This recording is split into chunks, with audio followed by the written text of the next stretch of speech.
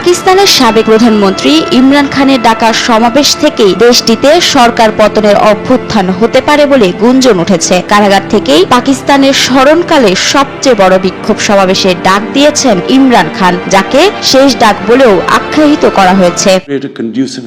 ইমরান খানের দেওয়া এই ডাকে পাকিস্তান তেহরিক-ই-ইনসাফ পিটিআই সমর্থকরা এরই মধ্যে দেশের বিভিন্ন প্রান্ত থেকে রাজধানী ইসলামাবাদে জড়ো হতে শুরু করেছেন। অপরদিকে দেশ জুড়ে এই বিক্ষোভ সমাবেশ দমনের জন্য প্রস্তুতি নিচ্ছে পুলিশ। এরকম টানটান উত্তেজনায় দেশটির পরিস্থিতি আরো উত্তপ্ত হয়ে উঠতে পারে বলে আশঙ্কা প্রকাশ করেছেন বিশ্লেষকরা।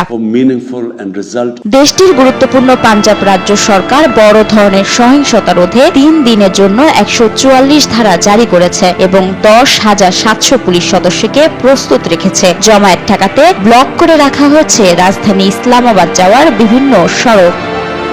এদিকে এর আগে ইমরান খানের স্ত্রী বুশরা বিবি এক ভিডিও বার্তায় পিটিআই সমর্থকদের বিক্ষোভে যোগ দেওয়ার আহ্বান জানিয়েছেন। বুশরা বিবির শক্তিশালী বক্তব্য পাকিস্তানে দলটির সমর্থকদের মধ্যে নতুন উত্তেজনা তৈরি করেছে। 24 নভেম্বর বিক্ষোভ যদি সহিংসতায় রূপ নেয় তবে পাকিস্তানের রাজনৈতিক অস্থিতিশীলতা আরো গভীর হবে। এমনকি এই বিক্ষোভ সমাবেশ থেকে পাকিস্তানে অভ্যুত্থানের মতো পরিস্থিতি তৈরি হওয়ার সম্ভাবনা উড়িয়ে দিতে পারছে না নিরাপত্তা